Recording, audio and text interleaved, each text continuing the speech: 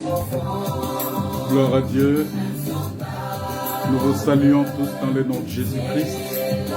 Nous disons que la paix, la grâce et la communion du Saint-Esprit soient votre partage. Que le Seigneur vous bénisse et que le Seigneur vous comble vraiment de sa grâce. Prions le Seigneur. L'Éternel notre Père, Dieu Tout-Puissant, le Créateur des cieux et de la terre, le Maître des temps et des circonstances, nous te rendons des actions de grâce, nous te bénissons notre Dieu, parce que tu es Dieu, parce que tu es grand, tu es redoutable. Merci pour ce moment que tu nous accordes, ce moment merveilleux, ce moment de partage, ce moment de communion avec toi, communion avec le Saint-Esprit. Que ton nom soit glorifié, que ton nom soit exalté. Soutiens-nous encore ce soir. Merci pour tout. Au nom de Jésus, notre Seigneur et Sauveur, nous disons gloire et louange à toi, Seigneur Jésus-Christ. Dieu est sauvé par la grâce pour moi, l'amour rédempteur.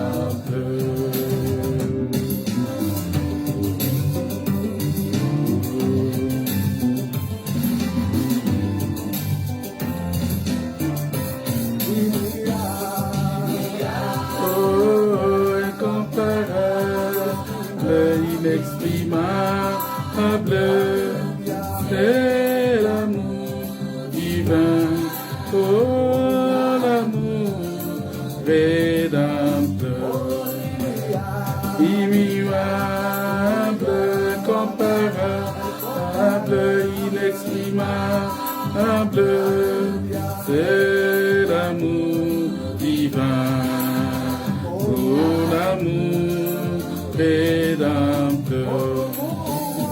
Pour moi, un digne est sauvé par la grâce. Pour moi, l'amour rédempteur. Pour moi, un digne est sauvé par la grâce. Pour moi, l'amour rédempteur. Alléluia. Merci Seigneur. Merci Jésus. Merci Saint-Esprit. Comme c'est beau, comme c'est doux, d'effet donné de l'amour divin, oh l'amour rédempteur. Comme c'est beau, comme c'est doux, d'effet donné de l'amour divin, oh l'amour rédempteur. Pour moi, un digne est sauvé par grâce. Pour moi, l'amour rédempteur. Pour moi, un digne est sauvé par la grâce. Pour moi, l'amour rédempteur. Nous bénissons le Seigneur, nous lui disons qu'il est merveilleux, qu'il est notre Père, qu'il est notre Dieu, qu'il est le Sauveur de l'humanité, qu'il est le Dieu de grâce, qu'il est le Dieu tout-puissant, il est le Seigneur de gloire, il est celui qui dit une chose et la chose arrive. C'est Dieu-là, c'est Dieu merveilleux, c'est Dieu grand. Alléluia. Oh, comme c'est doux, d'effet donné, et l'amour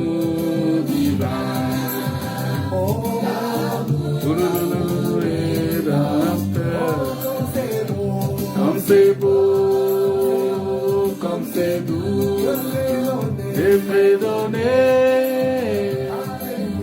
Et l'amour divin, oh l'amour rédempteur. Pour moi,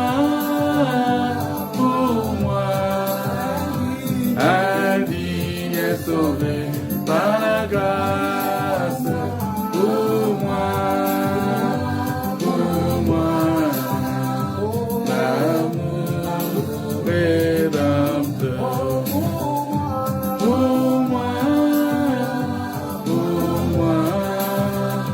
indigne et sauvé par la grâce. Alléluia. Alléluia. Que Dieu vous bénisse.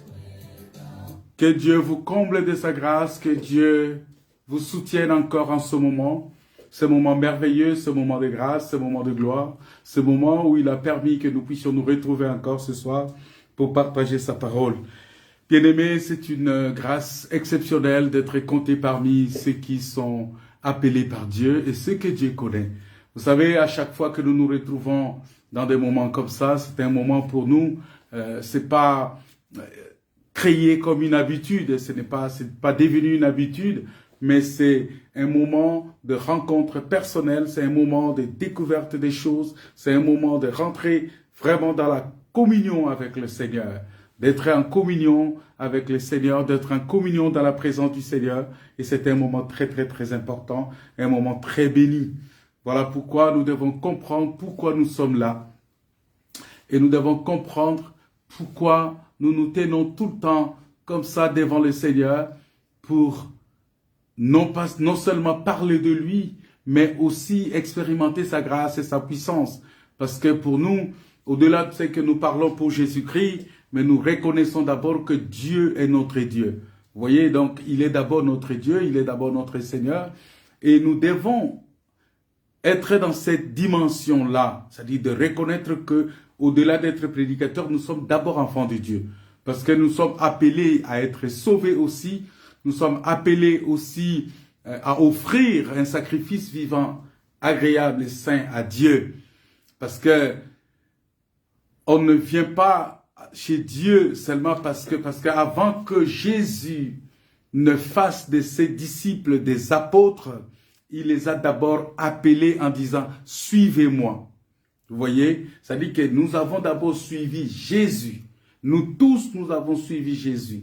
Même si vous avez cru par la prédication que je donne ou par la prédication d'un pasteur ou d'un prophète ou d'un apôtre, mais vous avez d'abord suivi Jésus-Christ. Et c'est ça ce qui est très important. Il faut que chacun reconnaisse ça, que j'ai d'abord suivi Jésus. Et je l'ai suivi pourquoi? Je l'ai suivi pour quel objectif? Pour quel but? Parce que quand on suit Jésus, on le suit pour un but. Mais alors, quel est le but pour lequel j'ai suivi Jésus? Et c'est pour ça que nous devons comprendre. Bien-aimés, Jésus nous a dit quelque chose. Et j'ai une chanson que j'aimerais chanter avec vous d'abord maintenant, avant de rentrer dans le sujet de notre prédication. Mais on va lire le texte avant de chanter ce cantique-là. C'est un cantique vraiment, je sais que ça va vous faire du bien, ce cantique-là, quand on va le chanter. Ça va vous faire vraiment, vraiment, vraiment du bien. Parce que il y a beaucoup de paroles qui sont dans ces cantiques-là que nous devons écouter.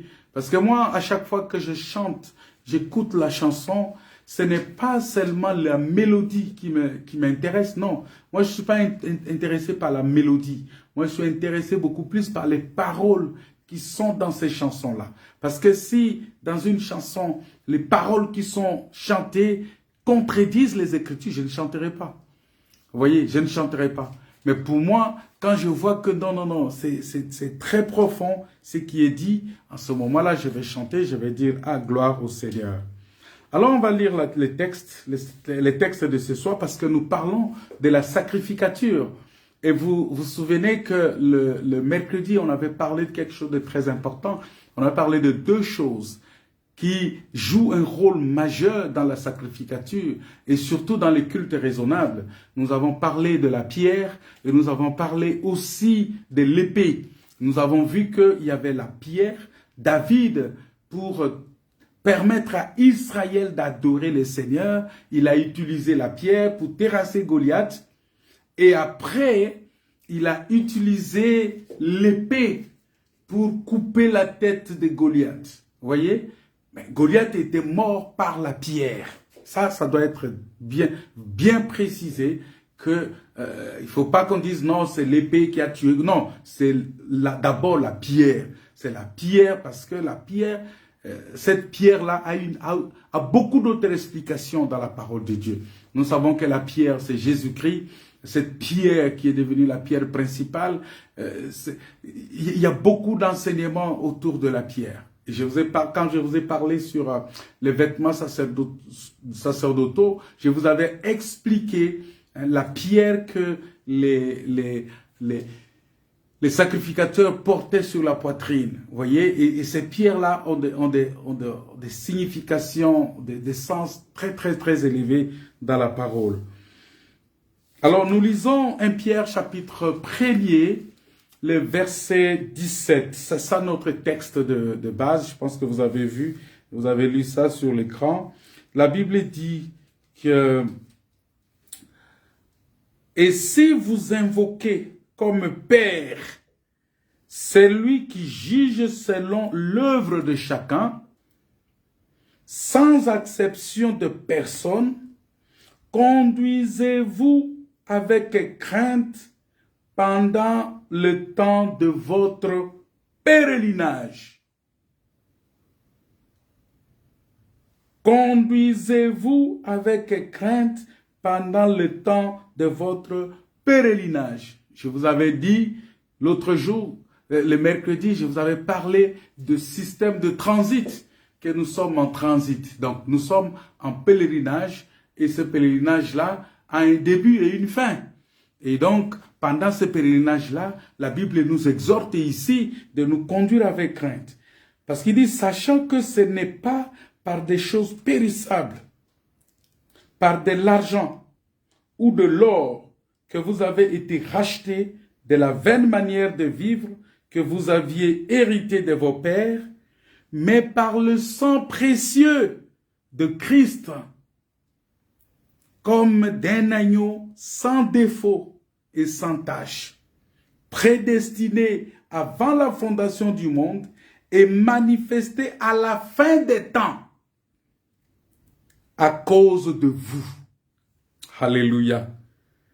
Qui par lui croyait en Dieu. Alléluia. La Bible dit que ça a été prédestiné avant la fondation du monde, cet agneau-là, mais manifesté à la fin des temps. C'est-à-dire que cet agneau-là est manifesté à la fin des temps. Et nous comprenons par là que Jésus-Christ est né à la fin des temps. Voilà. Alors, que Dieu bénisse la lecture de sa parole. Mais je vous avais dit que, avant de rentrer vraiment dans ce texte-là, pour commencer à exploiter, à expliquer un peu ce que la Bible nous dit de ce texte, j'aimerais avec vous vraiment chanter un cantique aussi que moi ça m'a beaucoup parlé, ces cantiques-là, et j'aimerais vraiment chanter avec vous. Et on va chanter ces cantiques-là. C'est très important, ces cantiques. C'est un cantique qui est vraiment important. Alléluia.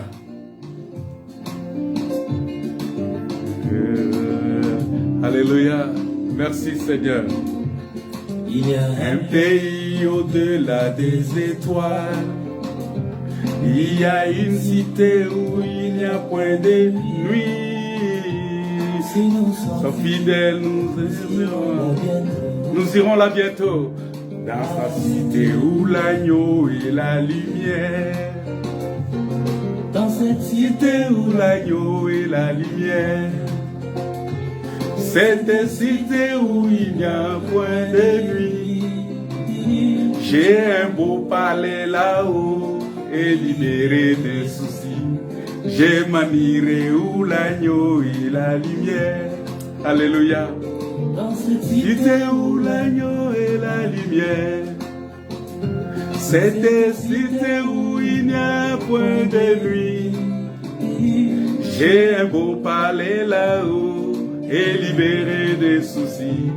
J'ai m'admiré où l'agneau et la lumière. Alléluia. Je m'admiré.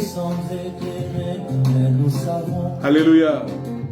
Que ce soleil qui luit sur nous maintenant. Alléluia.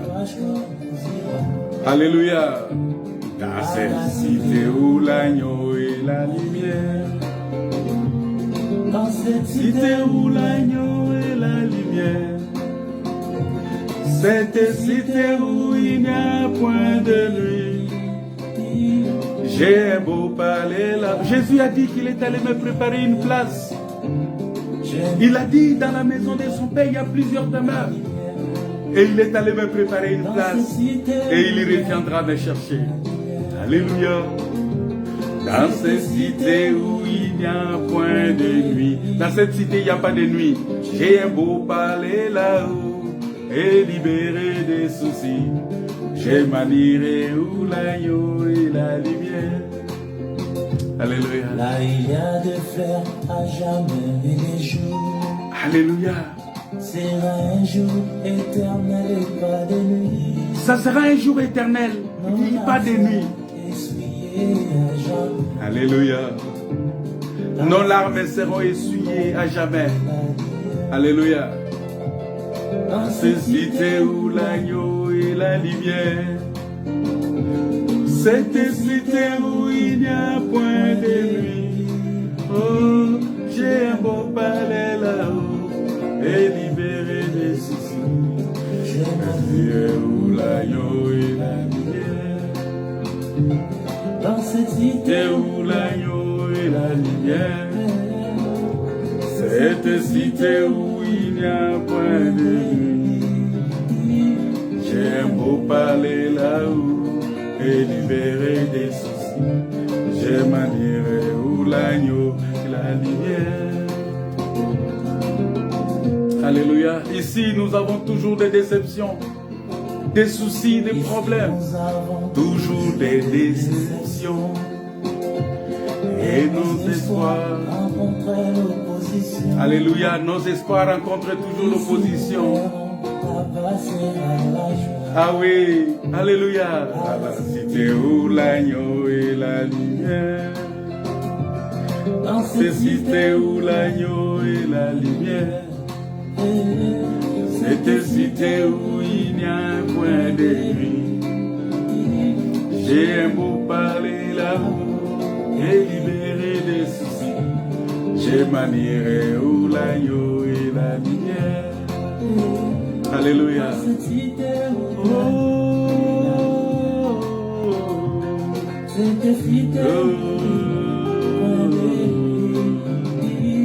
J'ai un beau palais là-haut.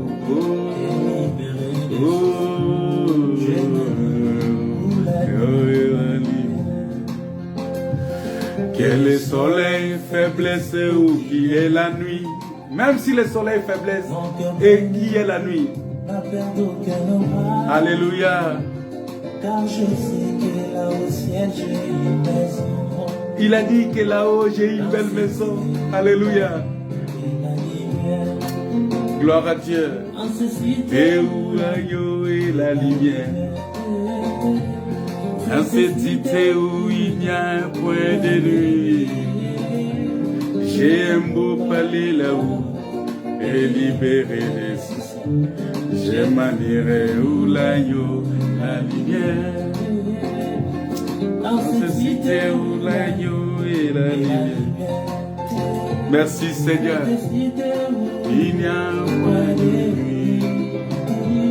J'ai un beau palais là-haut et libéré des soucis. Je m'admirais où l'agneau et la lumière. Que Dieu vous bénisse. Où l'agneau et la lumière. Que Dieu vous bénisse, bien-aimés. Vous voyez, c'est vraiment, cette chanson, c'est une chanson extraordinaire. C'est une chanson très, très, très magnifique. C'est une chanson qui nous met vraiment dans la présence du Seigneur. Et c'est une chanson qui me réconforte et qui renforce encore ma conviction. Parce que quand je lis dans la parole de Dieu, l'écriture que nous venons de lire tout à l'heure, dans le livre de Pierre, ça nous dit quelque chose de très important. Il dit que, et si vous invoquez comme Père celui qui juge selon les œuvres, selon l'œuvre de chacun. C'est-à-dire que si nous invoquons Dieu, mais tout en sachant que c'est Dieu-là, il juge selon l'œuvre de chacun. Or, quand on parle de la manière d'invoquer ici, c'est ça le culte en fait. C'est ça la sacrificature. La Bible dit, invoque-moi et je te répondrai. Parce que quand on parle de culte, le culte c'est un moment où tu parles, tu t'adresses à Dieu et Dieu aussi s'adresse à toi. C'est-à-dire c'est un échange, c'est un dialogue entre nous et Dieu et entre Dieu et nous. Vous voyez? C'est-à-dire que ce n'est pas quelque chose qui est seulement limité par le fait que c'est moi qui parle et je m'adresse à quelqu'un qui n'écoute pas. Non, Dieu entend. Dieu voit, Dieu comprend, Dieu répond, Dieu parle. Et quand je lui parle, quand je m'adresse à lui, lui aussi me répond. Il me répond parce que mes préoccupations, lorsque ça rentre dans sa volonté, lorsque ça rentre dans le plan qu'il a tracé, en ce moment-là, l'Éternel répond et il répond favorablement. Voilà pourquoi la Bible dit, quand Dieu approuve la voix d'un homme, il dispose tout favorablement pour lui. C'est-à-dire qu'il faut d'abord que Dieu approuve ta démarche. Il faut que Dieu approuve tes projets. Il faut que Dieu approuve ce que tu veux faire. Il faut que Dieu approuve ta marche. Il faut que Dieu approuve ce que tu es. Il faut que Dieu approuve ta voix. Il faut que Dieu approuve les paroles que tu sortes. Il faut que Dieu approuve. Et quand Dieu approuve la voix d'un homme, il dispose tout favorablement pour lui. Même ses ennemis, ça dit que tous ceux qui veulent faire obstacle, tous ceux qui veulent venir te combattre, tous ceux qui veulent venir dire non, ça ne va pas marcher, tout ça, ils vont devenir ton marchepied. Tu vas marcher sur eux. Ils vont être ton marchepied. C'est comme on a vu que le Seigneur, notre Dieu, écrasera le diable sous nos pieds. Vous voyez, ça veut dire que nous avons cette capacité-là, nous avons cette autorité-là. Lorsque Dieu approuve notre voie, il dispose tout favorablement pour nous. Voilà pourquoi il est important, bien-aimé, il est important pour toi, il est important pour moi d'être laissé approuver par Dieu, d'être laissé dans la volonté de Dieu, de marcher tout en sachant que Dieu juge selon l'œuvre de chacun. C'est très profond ce texte-là. Il y a des gens qui pensent qu'on peut venir à Dieu seulement comme ça. Non. On vient à Dieu, lorsqu'on donne sa vie à Dieu, ça veut dire qu'on accepte que la vie soit conduite par Dieu. On accepte que nos vies soient dirigées par Dieu. On accepte d'obéir à Dieu. On accepte de respecter, de se soumettre à sa parole. On accepte d'être dépendant de la parole et de la volonté de Dieu. En ce moment-là, la Bible dit que Dieu ne fait acception de personne. Il dit, conduisez-vous avec crainte pendant le temps de votre pèlerinage. Ah, c'est-à-dire j'ai compris ici que je suis en pèlerinage.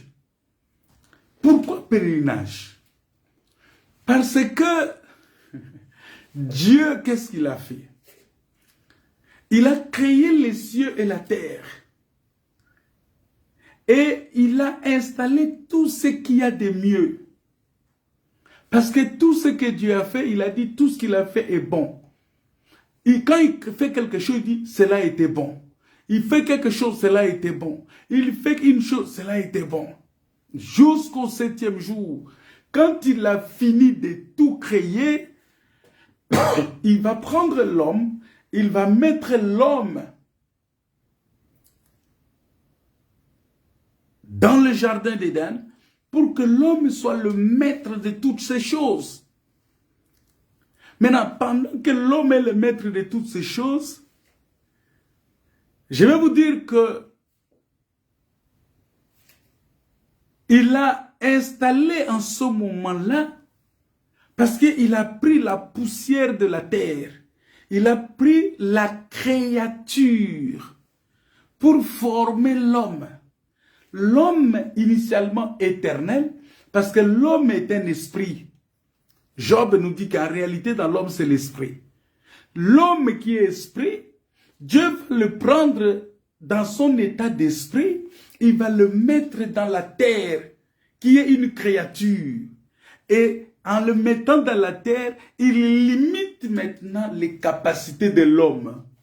Voilà pourquoi en ce moment-là, l'homme ne pouvait plus être comme Dieu, mais l'homme est resté à la ressemblance de Dieu, à l'image de Dieu. Mais c'est alors après, quand l'homme a mangé de l'arbre de la connaissance du bien et du mal, que Dieu va dire, ah, voici maintenant que l'homme est devenu comme l'un de nous. Vous voyez, en ce pour la connaissance du bien et du mal, parce que quand Dieu l'a mis là-bas, Dieu l'a limité dans un corps. C'est ça le temps. Il l'a limité dans un corps. Et en le limitant dans un corps, l'homme ne pouvait pas être comme Dieu. Parce que Dieu, il sait que si l'homme devient comme lui, ça va créer une idolâtrie, un Dieu parallèle. Parce que la Bible dit que ça c'est pour prévenir que la création ne pouvait pas avoir d'autres dieux en dehors du seul créateur. Dieu l'a limité dans le corps. Bien-aimés, c'est pour vous dire qu'en étant dans ce corps ici, nous sommes limités. Nous avons des limites que Dieu nous a tracées. Que tu feras ça, ça, ça, mais ça, tu ne feras pas. C'est ça. Le but pour lequel Dieu a pris l'homme, il l'a mis dans un corps. C'est pour que l'homme soit limité. Mais l'homme a refusé. Vous voyez, c'est ça l'orgueil. Parce que le péché que l'homme a commis, c'était normalement, c'était l'orgueil. Pourquoi? Parce que l'homme a résisté à la parole de Dieu. Or, celui qui résiste à la parole de Dieu, Dieu lui résiste aussi. Dieu résiste aussi à celui qui résiste à sa parole. Voilà pourquoi la Bible dit Dieu résiste aux orgueilleux, mais il fait grâce aux humbles. Donc, l'homme voulait être comme Dieu. Au lieu de rester à l'image et à la ressemblance de Dieu, le diable qui a goûté déjà à l'orgueil, qui est descendu, est venu lui donner l'enseignement de l'orgueil. Pour dire non, il faut être comme Dieu, il faut avoir les yeux comme Dieu, il faut devenir comme Dieu. Parce que Dieu sait que lorsque vous allez manger, vous ne mourrez pas, mais vous serez comme lui. Ah, le diable a enseigné l'homme, a donné à l'homme un enseignement pour que l'homme devienne... C'est l'enseignement de l'orgueil que le diable a transmis à l'homme. Voilà pourquoi Dieu déteste les orgueils. Dieu déteste, Dieu hait l'orgueil. Dieu n'aime pas l'orgueil. Et la Bible dit que l'orgueil précède la chute. L'orgueil précède la chute. Vous allez voir que des orgueilleux, c'est des personnes qui sont imbues d'eux-mêmes. Des orgueilleux, ce sont des personnes qui n'écoutent personne. Ce sont des gens qui n'écoutent personne. Ce sont des gens qui, pour eux, ils sont autosuffisants. Ils sont égaux à eux-mêmes. Ils sont alpha et oméga à eux-mêmes. C'est très dangereux. Ils oublient qu'en étant sur la terre, ils sont juste en transit. Ils sont juste des pèlerins.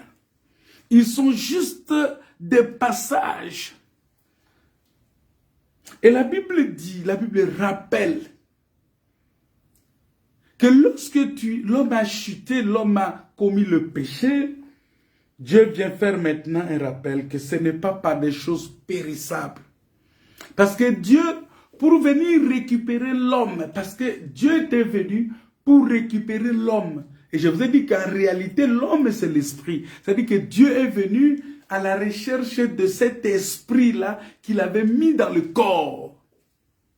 Voilà pourquoi on parle de la foi. Parce que l'esprit doit croire à Dieu. L'esprit doit accepter maintenant de se soumettre à Dieu, de sortir de l'influence de Satan et se soumettre à Dieu. Parce que entre-temps, quand l'homme a péché, l'homme, l'esprit de l'homme, est soumis au diable. Et cette soumission-là a de l'impact dans le corps, dans l'âme, dans tout le reste de la vie de l'homme. Voilà pourquoi, quand Jésus-Christ est venu pour que l'homme soit récupéré. C'est-à-dire que l'intérieur de l'homme, l'esprit de l'homme, c'est ça, c'est ce que Dieu est venu chercher l'esprit. Parce que, comme il avait déjà déclaré que tu es poussière, tu retourneras dans la poussière, c'est-à-dire que le corps va retourner là où cela a été pris, et Dieu va récupérer l'homme. L'homme, c'est le souffle que Dieu a mis dans la terre. Vous voyez? Et cet exercice-là s'est fait pour nous faire comprendre ça par la naissance de Jésus. Jésus est Dieu qui est fait chair. C'est-à-dire quoi? Dieu est venu prendre un corps et il est entré dans ce corps-là pour travailler pendant un temps. Et après cela, cet esprit-là devrait retourner là où il était venu.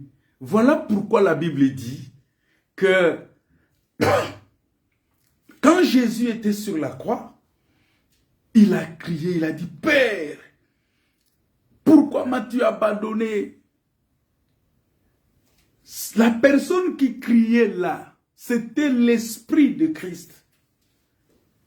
Et après, il dit, « Je remets mon esprit entre tes mains. » Ça dit que mon esprit doit retourner. C'est-à-dire, ça c'est toute la scène qui va se passer aussi dans la vie de l'homme. Que Jésus est venu nous enseigner ça.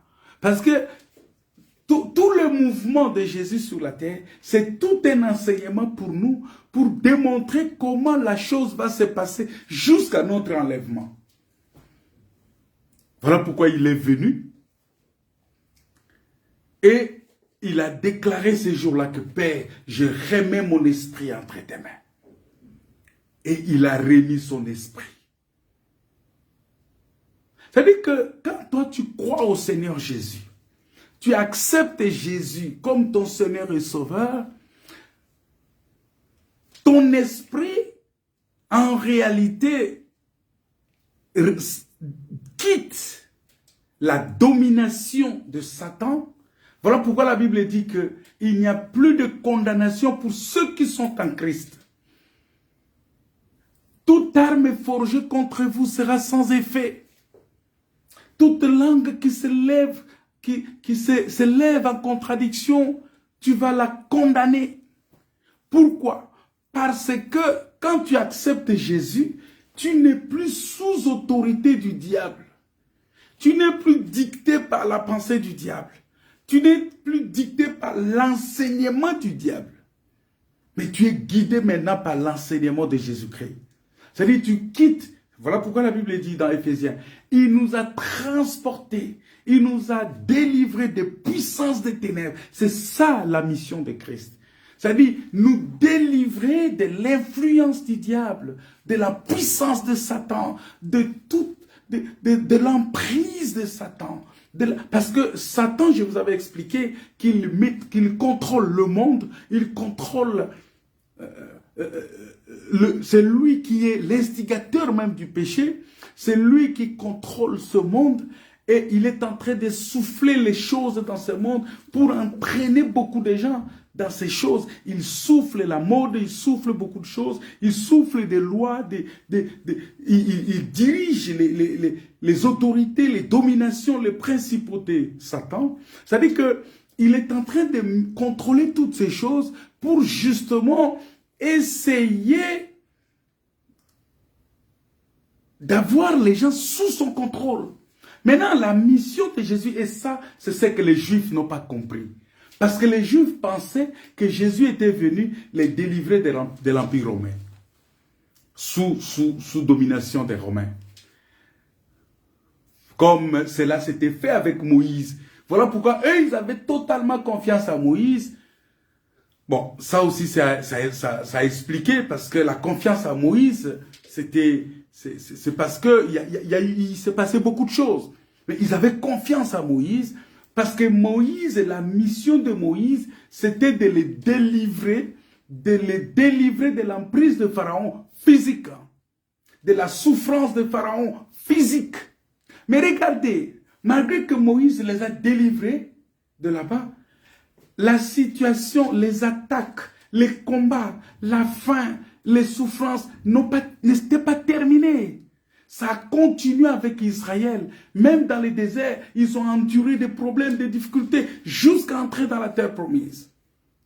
Et entrer dans la terre promise, ils ont continué les combats. Mais lorsqu'ils ont, au lieu de vivre selon la loi de Dieu, ils ont opté de vivre selon leur propre façon de faire. La Bible dit qu'ils ont été de nouveau déportés en captivité. Vous voyez, tout ça c'est l'ombre des choses.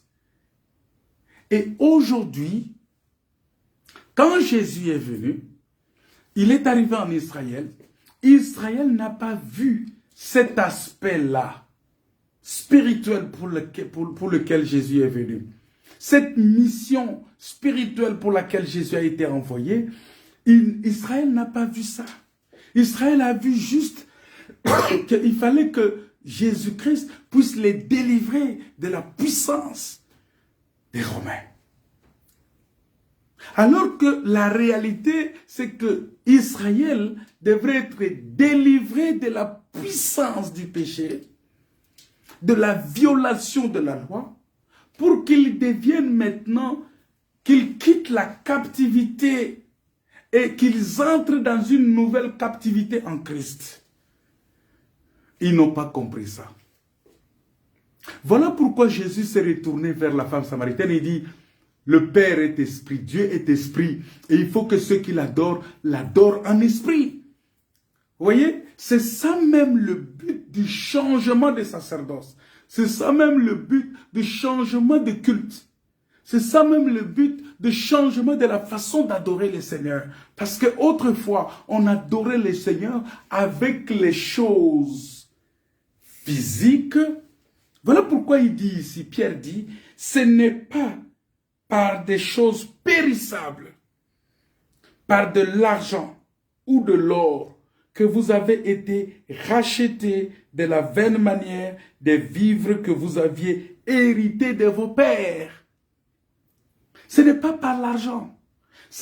Voilà pourquoi j'ai toujours dit, quand vous rencontrez un pasteur qui vous dit, je vais faire une prière pour vous, mais amenez d'abord une offrande, il faut lui dire, mon frère, mon pasteur, ce n'est pas par l'argent que j'ai été délivré. Mais c'est par le sang de Jésus. J'ai besoin d'abord de la délivrance. Et Dieu sera d'accord avec vous. Dieu sera d'accord avec vous parce que Dieu ne l'a pas envoyé pour venir te demander de l'argent. Dieu l'a envoyé pour venir te délivrer. Parce que c'est ce que Jésus a dit. Allez. Vous trouverez un anneau qui est attaché. Délivrez cet anneau-là et amenez-le-moi. Et dites au propriétaire là-bas que le Seigneur en a besoin. Vous voyez, le Seigneur, c'est-à-dire que le maître en a besoin. Les propriétaires, les vrais propriétaires en a besoin.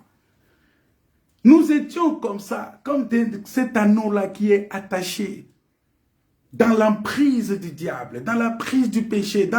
Et Jésus envoie ses serviteurs pour dire, allez, déliez-moi, délivrez-moi ces gens. Il donne la parole, il donne la puissance. Il dit, s'il vous demande, dites-lui. Vous voyez? C'est-à-dire que ce n'est pas par notre propre parole, c'est par la parole du Seigneur. Quelle est cette parole-là? Dites-lui que le Seigneur en a besoin. J'ai dit, oh, bien-aimés, frères et sœurs, viens à Christ. Christ a besoin de toi. Voilà. Christ a besoin de toi. C'est tout. Et le diable est appelé à se soumettre à cette parole parce que cette parole, c'est une parole qui doit sortir avec puissance et autorité. Sortez! Ce n'est pas pour rien, il vient, il dit, il regarde encore, il dit, il voit Babylone, il dit, sortez du milieu de Babylone. Ne participez pas à leur péché.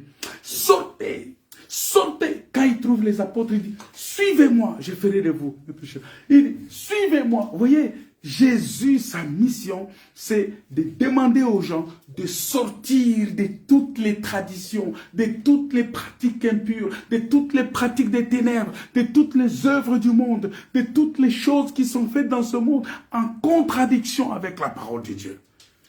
C'est ça la mission de Jésus. Cette mission, c'est pour toi. C'est pour te délivrer, c'est pour me délivrer, c'est pour nous guérir, c'est pour nous libérer. Voilà pourquoi nous avons lu avec vous la dernière fois qu'il est venu pour proclamer une année de la grâce, mais proclamer la liberté, la délivrance des captifs. C'est ça la mission du Seigneur. Et il dit ici que ce n'est pas par des choses périssables. Non, pas par des... Quelles sont les choses périssables? Tout ce qui est créature est périssable. Voilà. Tout ce qui est créature est périssable. Seul le Créateur ne périt pas. Et le Créateur qui ne périt pas, c'est la parole, c'est l'Esprit. Voilà pourquoi si tu reçois la parole, tu deviens impérissable. Si tu reçois Jésus-Christ, tu deviens... Et en ce moment-là, tu as la possibilité de lui rendre un culte. Et il va t'écouter. Voilà pourquoi il dit que si vous invoquez le Seigneur, si vous invoquez Dieu, si vous invoquez comme Père, c'est lui qui juge selon l'œuvre de chacun. Vous voyez? C'est-à-dire qu'il regarde, il voit l'œuvre de chacun. Il sait où tu es, il sait ce que tu fais. Il connaît le fond du cœur, il connaît à l'intérieur de nous, il nous voit. La Bible dit que conduisez-vous avec crainte pendant le temps. Ah! Vous voyez? Parce que nous sommes maintenant dans le temps et nous devons nous conduire avec crainte. Voilà pourquoi, bien-aimés dans le Seigneur, lorsque nous regardons ces choses, lorsque nous voyons la parole de Dieu, lorsque nous lisons la parole de Dieu, nous devons comprendre réellement qu'est-ce que la Bible nous dit, qu'est-ce que la Bible nous demande de faire.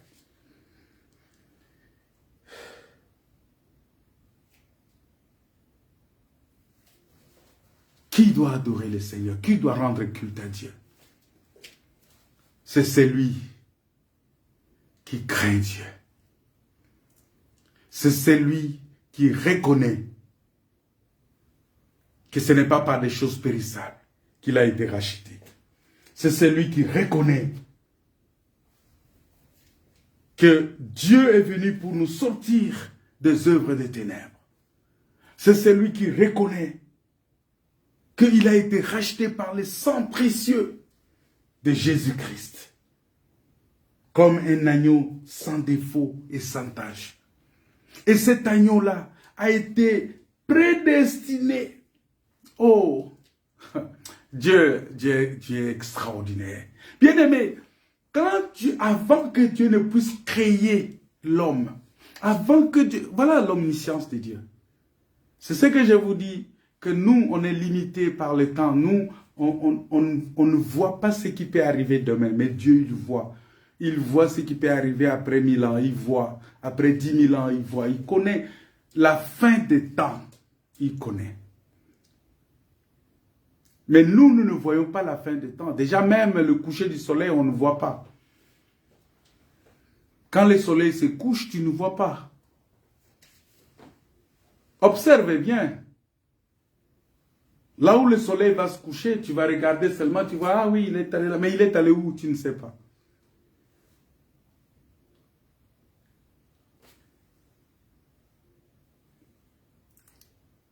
C'est celui-là. Alors Dieu a prédestiné cet agneau-là et il a manifesté cet agneau-là à la fin des temps. Alors je me pose la question. Pourquoi Dieu a aussi attendu longtemps? Il a laissé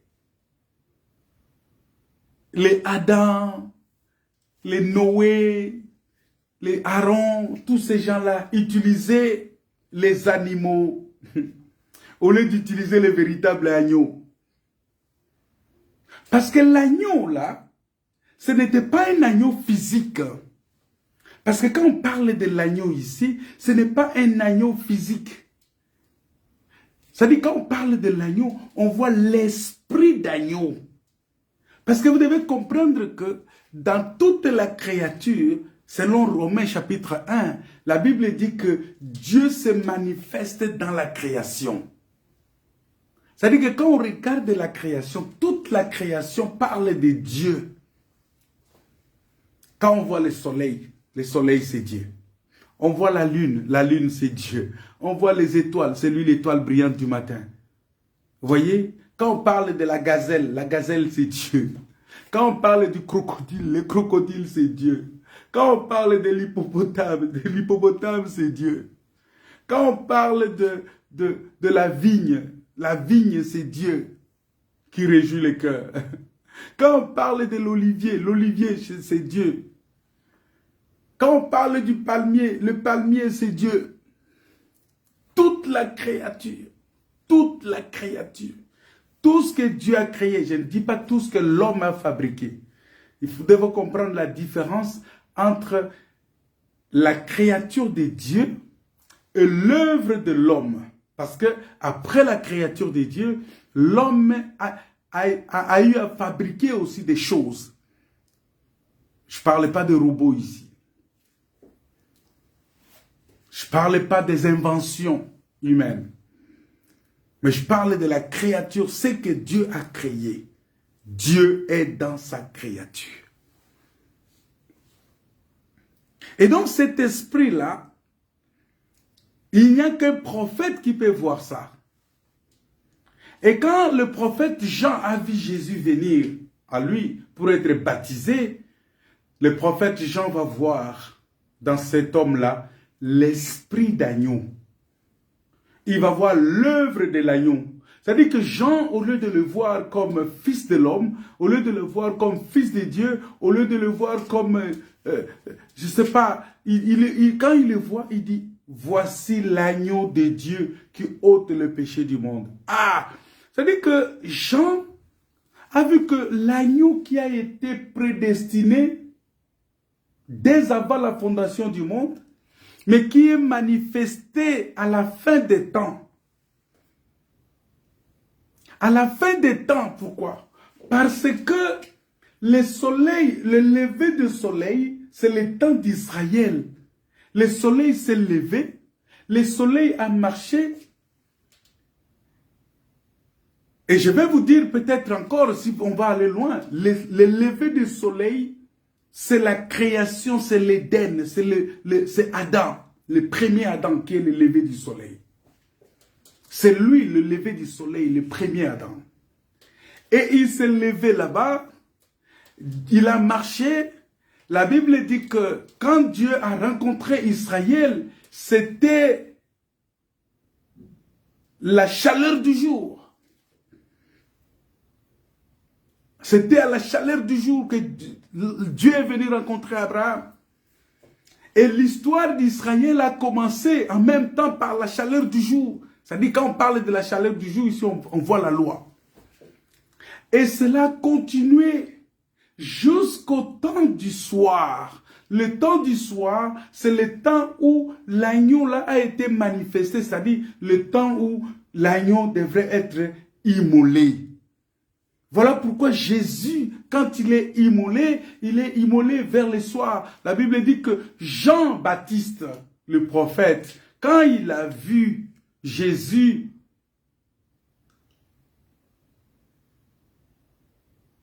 venir, il a dit, voici l'agneau de Dieu qui ôte les péchés du monde. Il dit, voici l'agneau de Dieu qui ôte le péché du monde. Et en disant cela, il devrait maintenant faire l'œuvre de l'agneau. Voilà pourquoi quand vous lisez dans l'Apocalypse chapitre 5, vous allez lire, on dit que qui est digne d'ouvrir les livres et de rompre les sceaux. La Bible dit que les lions de la tribu de Juda a vaincu. Mais au lieu de voir les lions, on voit encore l'agneau qui est immolé au milieu du trône. Vous voyez? Ça veut dire que ici, on parle de deux choses. On parle de l'expiation du péché, mais en même temps de la victoire sur l'ennemi. Voilà pourquoi les lions ont intervenu ici. C'est pourquoi je vous ai parlé mercredi de deux choses, de la pierre et de l'épée. Parce que l'épée a été donnée au roi.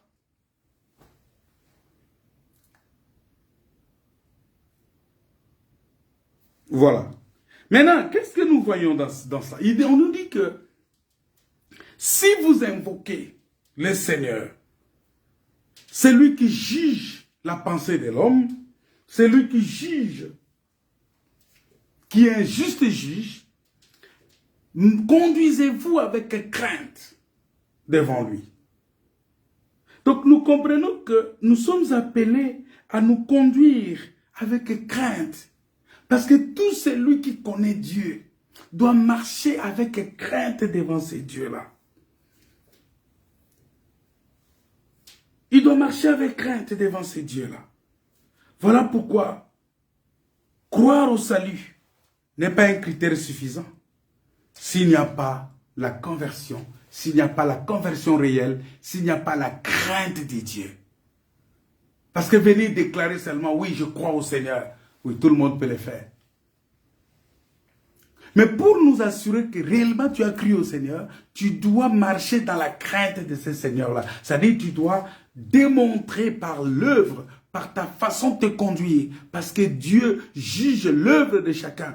Tu dois montrer par l'œuvre que tu produis, le fruit que tu produis. Parce que c'est pourquoi je vous avais dit, on ne juge pas l'arbre par rapport aux fleurs qu'il produit, mais c'est par rapport aux fruits qu'il produit. C'est-à-dire que si tu ne produis pas de bons fruits, tu seras coupé et jeté.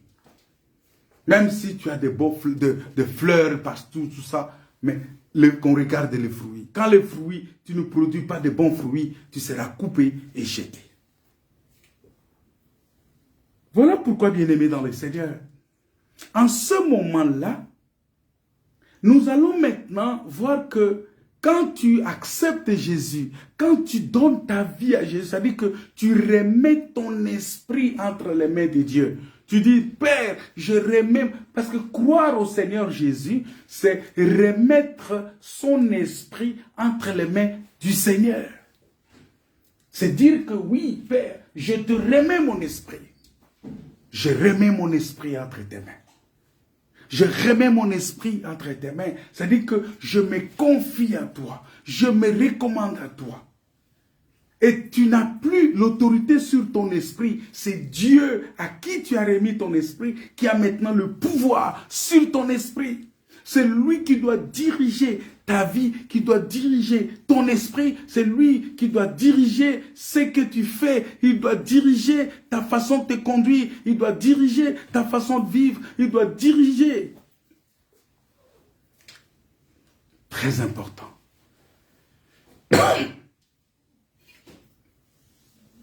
Voilà pourquoi, bien-aimés dans le Seigneur, lorsque la Bible nous dit que nous devons remettre notre esprit entre les mains du Seigneur, c'est-à-dire que nous acceptons l'autorité de Dieu. Nous acceptons de dépendre de Dieu. Nous acceptons de nous conduire par Dieu. Et nous acceptons de nous soumettre à Dieu. Voilà pourquoi il vient dans Romains chapitre 12. Il dit, je vous exhorte donc, frères, à offrir vos corps comme un sacrifice vivant. Vous voyez? C'est-à-dire que une victime qui est perdue, perdue pour elle-même, perdue pour l'homme, qui ne peut plus en tirer profit. La victime n'a pas de valeur pour l'homme. Mais il accepte de donner sa vie, perdue pour lui-même. Voilà pourquoi, bien-aimés, lorsque nous adressons notre culte à Dieu, en apportant, on dit, on vient adorer le Seigneur. On dit, on ne vient pas devant le Seigneur les mains vides. C'est-à-dire, quand on vient avec une offrande. Quelle est cette offrande-là? D'abord, notre corps. Comme Romains 12, verset 1 nous dit, offrez votre corps comme un sacrifice vivant, agréable à Dieu. En ce moment-là, quand tu remets ton esprit entre les mains du Seigneur, tu vas maintenant lui offrir les fruits de tes lèvres. Comme Hébreux chapitre 13, verset 15 nous dit, dans Hébreux 13, verset 15, la Bible nous dit que par lui offrons sans cesse à Dieu un sacrifice de louange, c'est-à-dire les fruits des lèvres qui confessent son nom. Tu vas commencer par confesser le nom du Seigneur. Tu vas commencer par confesser Jésus-Christ. Tu vas commencer par confesser qu'il est ton Seigneur, il est ton Sauveur.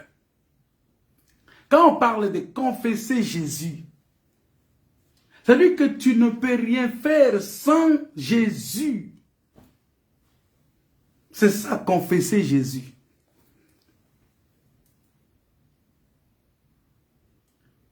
Ça veut dire que tu ne jures que par lui. Tu ne dépends que de lui. Tu ne fonctionnes que par lui, pour lui. C'est ça, confesser Jésus. Il devient le fruit de tes lèvres. Et la confession de la foi, par les prières et les louanges, c'est un sacrifice que Dieu agrée. Tu peux venir dire de belles paroles, mais tant que ton corps n'est pas encore un sacrifice, les fruits de tes lèvres ne sont que des fruits d'un hypocrite. Voilà pourquoi on a beaucoup d'hypocrites aujourd'hui dans les églises, dans les assemblées, s'il faut dire. Parce que il y a trop de confusion, je vous avais déjà expliqué ça. Il y a trop de confusion autour de termes, église, assemblée, tout ça. Mais je vous dis que là où nous allons nous réunir, on peut à la limite appeler ça les assemblées. C'est-à-dire que le rassemblement, les lieux de culte, les lieux de réunion. Mais l'église, c'est toi. L'église, c'est moi. L'église, c'est nous. L'église, c'est celui qui a accepté Jésus comme son Seigneur et Sauveur. Et tu as besoin de faire le culte. Il faut que toi-même, tu sois d'abord dans le culte avant d'aller dans les réunions. Si tu n'es pas dans le culte, si tu n'es pas un bon adorateur, quand tu vas dans la réunion, tu vas dans la réunion pour participer avec les autres. Mais attention, tu risques aussi d'être impacté négativement par d'autres personnes négatives qui viennent dans les réunions. Voilà pourquoi vous arrivez dans une église, il y a des gens qui forment des camps dans les assemblées. Et il y a certains camps où ils sont là seulement pour critiquer les autres. C'est-à-dire qu'ils sont là seulement pour parler des gens. Ils ne parlent jamais de Dieu, ils ne parlent jamais de la parole. Ils ne sont là que pour parler. C'est-à-dire qu'ils forment leur camaraderie dans les assemblées. Alors que nous n'allons pas là-bas pour des camaraderies. Nous n'allons pas là-bas pour devenir des amis. Non, nous allons là-bas pour la parole, pour la communion fraternelle et dépendre de Dieu. Offrir un sacrifice, offrir à Dieu le fruit de nos lèvres. Mais puisque les gens ne sont pas encore devenus eux-mêmes sacrifices, ils n'ont pas encore offert leur corps à Dieu, lorsqu'ils arrivent là-bas, le fruit de leurs lèvres, c'est les critiques. Même dans les réunions de prière, ils parlent des autres. Même dans la prière, ils mentent. C'est comme Anania et Saphira. Ils n'étaient pas encore devenus sacrifices eux-mêmes. Vous voyez la différence? Ils n'étaient pas devenus sacrifices. Ils avaient encore le cœur attaché aux choses de ce monde. Et c'est très dangereux. Voilà pourquoi, bien-aimés dans le Seigneur, nous devons faire extrêmement attention avec ce genre de choses pour ne pas nous perdre. Mais au-delà de ça, si nous parlons seulement lorsque cela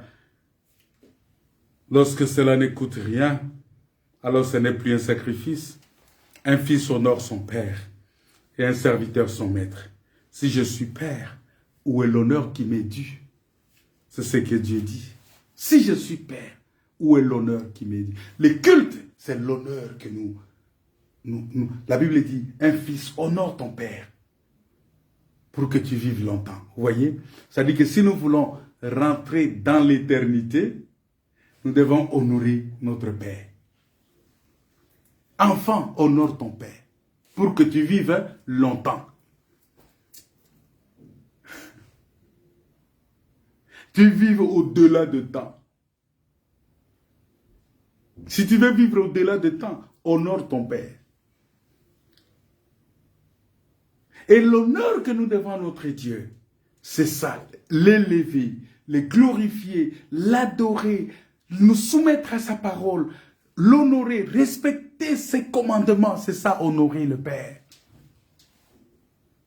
C'est ça, honorer son Père. Il dit, où est l'honneur qui m'est dû? C'est Malachie, je pense, c'est dans Malachie. Ça doit être, je ne sais pas, il faut que je regarde. Je pense que ça doit être dans Malachie chapitre 1, verset 6. Si nous lisons très bien, il dit, où est l'honneur qui m'est dû? Si je suis votre Père.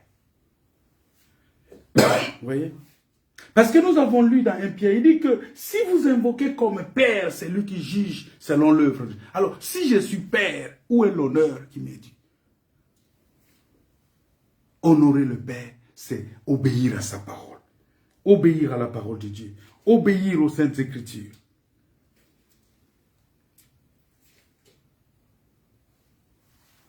La foi et les témoignages doivent s'accompagner des œuvres. Il est très important. C'est pourquoi il dit, dans Hébreux chapitre 13, verset 16, il dit ceci. Il dit, n'oubliez pas la bienfaisance et la libéralité. Car c'est de tels sacrifices que Dieu prend plaisir. N'oubliez pas la bienfaisance et la libéralité. La libéralité veut dire que tu viens donner quelque chose à Dieu sans contrainte. Tu donnes sans contrainte. Un enfant de Dieu, c'est quelqu'un qui sait qu'il doit donner à Dieu. Ça, je suis dans Hébreux chapitre 13, verset 16. Il dit, n'oubliez pas la bienfaisance et la libéralité. Voilà pourquoi, dans la nouvelle alliance, il y a même des gens qui étaient autrefois lévites. Il y a même des gens comme Barnabas qui ont vendu aussi leurs biens, qui ont amené de l'argent. C'est-à-dire que même les serviteurs de Dieu doivent donner les offrandes, ils doivent apporter quelque chose dans la maison du trésor. C'est très important. L'offrande n'est pas seulement pour les... On n'enseigne pas seulement l'offrande pour les autres peuples. Ah non, amenez, donnez à Dieu. Non. Moi aussi, je dois donner à Dieu. Toi, tu dois donner à Dieu.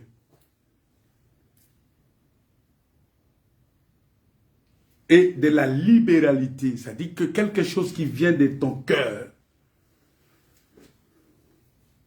Et lorsque nous lisons dans les livres des Actes des Apôtres, au commencement de l'Église, on ne nous a pas dit que c'était des dîmes, c'était des offrandes, c'était des actions de grâce, c'était des ceci. Non, on a dit seulement que les gens, il y avait des gens qui vendaient leurs choses, ils amenaient de l'argent, ils amenaient des biens, ils amenaient des choses aux pieds des apôtres. Et ces biens-là étaient en même temps redistribués aux frères. C'est ça la vie de l'Église. Lisez bien la vie de l'Église. Vous allez voir que les offrandes, tout ce que vous appelez, je ne sais pas par quel nom vous appelez, tout ce que les gens peuvent avoir, si c'est donné de bon cœur, ce que les gens apportent sans contrainte, ils donnent volontairement, voilà, ils donnent volontairement sans contrainte, comme la Bible nous dit dans 2 Corinthiens chapitre 9, lorsque c'est donné, déposé aux pieds des apôtres, il y avait des diacres qui sont chargés de prendre ces choses et de redistribuer, afin qu'il n'y ait aucun indigent. Parce que, normalement, dans la vie de l'église locale, il y a un mode de fonctionnement d'une église locale. Les ministres, ils sont à la fois dans l'église locale et à la fois dans l'œuvre. Qu'est-ce que cela veut dire? L'église locale, c'est ça ce qu'on appelle le rassemblement de peuples en un lieu. Qu'on appelle l'église locale, assemblée locale. Et ces assemblées locales, je vous avais expliqué l'autre jour que les gens se réunissaient des fois dans des maisons qu'on appelait des chambres hautes, ou des frères qui avaient des maisons, ils donnaient. Nous n'avons pas vu les apôtres construire des grands bâtiments, et ainsi de suite. Non, on ne les a pas vus faire ça.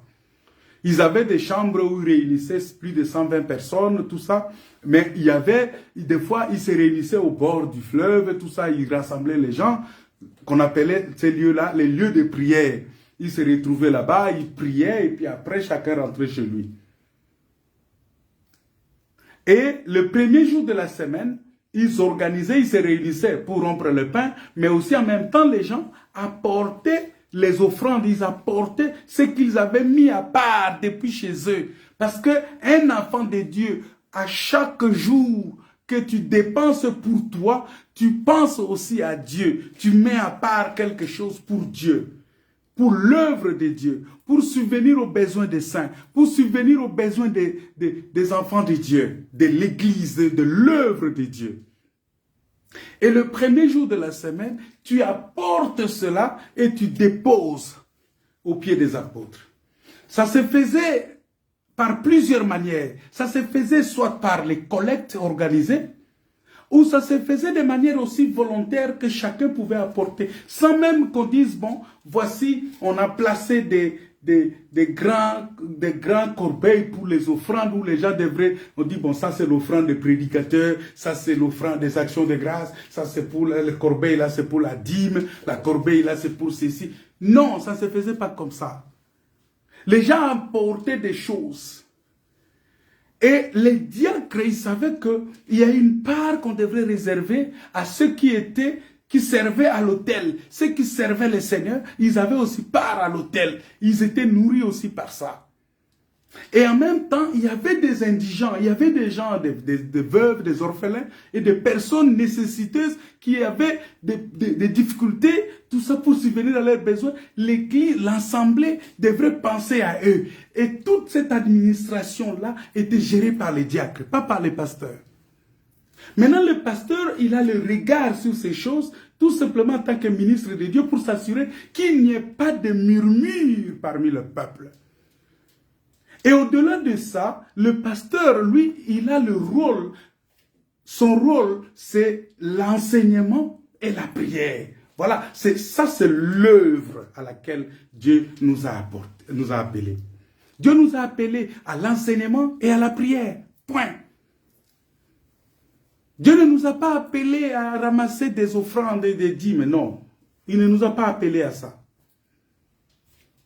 Mais la Bible dit, c'est la Bible qui dit que j'ordonne à ceux à qui on enseigne la parole de faire part de leurs biens à ceux qui leur enseignent la parole. Oui.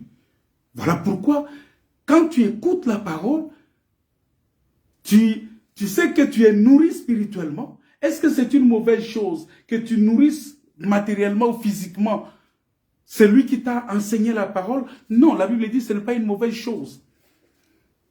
Mais il faut que cela soit fait d'après la conviction et d'une manière aussi réglementée et régulière, selon la parole de Dieu. Parce qu'il y a eu trop d'abus. Trop d'abus et trop d'abus. Donc pour dire que le culte, c'est l'ensemble de toutes ces choses-là. Et ça, ce sont les sacrifices. Parce que quand nous venons, nous prions le Seigneur, nous élevons à Dieu notre prière, nous disons au Seigneur, Père, nous sommes là pour toi. Nous sommes là pour t'adorer. Nous sommes là et nous l'invoquons, lui qui coordonne l'esprit de tout homme. Nous sommes venus lui offrir notre corps, lui offrir les fruits de nos lèvres. Mais aussi, nous venons avec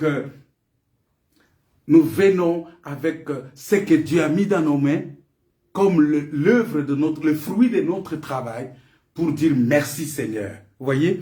Merci Seigneur parce que c'est lui qui nous a donné ça. Il nous a donné quelque chose et nous venons aussi le lui rendre. Que ce soit l'esprit, c'est lui qui nous a donné, nous lui rendons. Le corps, c'est lui qui nous a créé ça, nous lui rendons. Maintenant, les fruits de nos mains, le travail que nous faisons, l'argent que nous gagnons, les biens matériels que nous gagnons, c'est Dieu qui nous a donné ça et nous lui rendons aussi. Mais de manière aussi réglementée. Pour la gloire de Dieu. N'oublions pas que il y a ce qu'on appelle la puissance de Mammon. Il faut faire attention parce que cette puissance-là agit maintenant avec force, même dans les églises. L'amour de l'argent est la racine de tous les maux. Et ça détruit le culte. Ça détruit l'adoration. Les gens viennent pour adorer le Seigneur, mais toute la pensée est sur l'argent. Il y a même des prédicateurs qui font beaucoup de missions évangéliques seulement pour l'argent. Ils se promènent des églises en église, ils prêchent ici, ils prêchent là-bas, tout ça, il fait 6 mois, 1 année, tout ça, il passe tout son temps, il abandonne même sa famille. Non mais ça, moi j'ai appelé ça la mission économico-évangélique. Non mais c'est totalement vraiment désagréable. Nous devons faire attention avec ce genre de choses. Nous devons faire attention avec ce genre de choses. Sortir de l'esprit de l'amour de l'argent. Et nous concentrer à l'œuvre de Dieu. Nous concentrer à la parole de Dieu. Savoir que nous sommes appelés. Parce que l'église n'est pas un business. L'église n'est pas un centre de multiplier l'argent. L'église n'est pas un centre pour enrichir les hommes de Dieu. L'église, c'est le lieu où nous nous retrouvons pour être en communion avec Dieu, pour le salut éternel. Toutes ces choses-là vont rester ici. Voilà pourquoi on avait chanté « J'ai une maison là-haut, là-bas. J'ai une maison auprès du Seigneur. Et je vais aller là-bas. » On va chanter encore ces cantiques-là. Et après, on va prier le Seigneur. Que Dieu vous bénisse. Que Dieu vous soit très favorable. Que Dieu vous accorde toute sa faveur et toute sa grâce. Parce qu'il est merveilleux, ce Dieu-là. C'est un Dieu grand. C'est un Dieu redoutable. Il est le Seigneur de gloire. Nous ne sommes que passagers sur la terre. Nous sommes passagers et nous vivons un temps. Et lorsque ce temps-là va arriver à sa fin, nous allons quitter ce corps, nous allons quitter cette terre et nous allons aller vivre avec notre Dieu là-haut. Voilà pourquoi nous devons avoir toute notre attention au-delà de tout ce que nous pouvons faire. Je t'exhorte, frère, tu es encore là, tu travailles, oui, gloire à Dieu. Mais dans ton travail, pense à Dieu d'abord. Tu fais tes business, gloire à Dieu, fais le business. Moi, je n'encourage pas les fainéants. Je n'encourage pas des gens qui sont là, ils ferment, ils ne font rien, ils ne travaillent pas. Non, il faut travailler. Il faut travailler parce que la Bible dit que tu dois manger à la sueur de ton front tant que tu es dans ce corps. Mais c'est quand tu vas quitter ce corps que tu vas vivre dans la gloire. Tu vas être, c'est Dieu qui sera ta lumière, c'est Dieu qui sera ta nourriture, c'est Dieu qui sera tout pour toi. C'est lui qui est notre suffisance. Ça sera là-haut, là-haut, auprès du Père. Mais quand tu es ici, tu travailles. C'est ça, la vie des enfants de Dieu. Il faut travailler, mais dans la crainte de Dieu. C'est-à-dire que quand tu vas au travail, tu dois vivre avec la crainte. Tu es aux études, tu dois vivre avec la crainte. Il y a trop de choses qui sont enseignées aujourd'hui, même dans les écoles. Et nous, à la maison, nous devons montrer à nos enfants les vraies valeurs spirituelles de Dieu. À l'école, on peut leur enseigner des choses, peut-être des fois contraires à notre foi.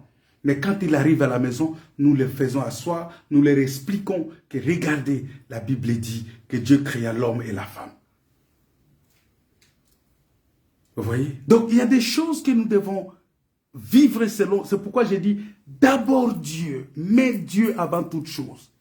Ne mets pas ton ventre avant, ne mets pas l'argent avant, ne mets pas les biens de ce monde avant. Ça va. Ce sont des choses périssables. L'or, l'argent, toutes ces choses-là sont périssables. Mais celle, la vie éternelle, la parole de Dieu, la parole de Dieu, Jésus-Christ, c'est ça, c'est lui qui a un corps qui ne périt pas. Et il nous donnera ce corps-là, les jours où il viendra nous chercher, et ce sera pour bientôt. Il viendra nous chercher, c'est Dieu-là. Il viendra nous chercher très bientôt, et nous serons avec lui. Nous serons avec lui. Je verrai vraiment que tu aspires à aller vivre auprès du Père. J'aimerais vraiment que tu aspires d'aller vivre auprès du Père. Que tu aspires vraiment d'aller vivre auprès de Dieu. Toi, il y a une cité où il n'y a point de nuit. Il y a une cité où il n'y a point de nuit. Si nous sommes fidèles, nous irons là-bas bientôt. Si tu es fidèle, tu iras là-bas bientôt. Dans la cité où il y a la lumière. Et la lumière. Dans cette cité, il n'y a point de nuit. Il n'y a pas de nuit là-bas. Il n'y a pas de ténèbres là-bas. J'ai un beau palais là-bas, là-haut. Et la lumière. Jésus a dit dans Jean 14 que votre cœur ne se trouble point. Croyez en Dieu, croyez en moi. Je vous dis que dans la maison de mon Père, il y a beaucoup de places. Je vais vous préparer une place. Parce que dans la maison, dans la maison de mon Père, il y a beaucoup d'appartements. Une maison avec beaucoup d'appartements. Alléluia. Maintenant,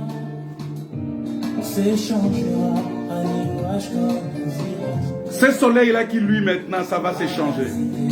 Alléluia.